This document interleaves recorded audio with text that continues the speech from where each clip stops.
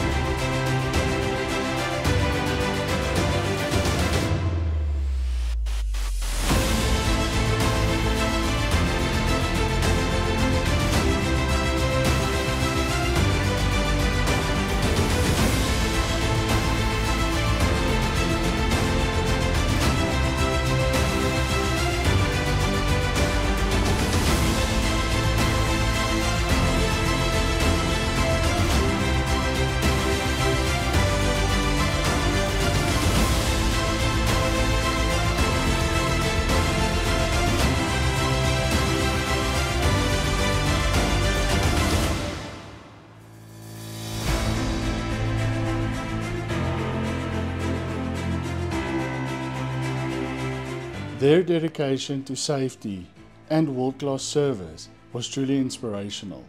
We were honored to serve these hard-working men and women with some refreshments and something to eat during the day.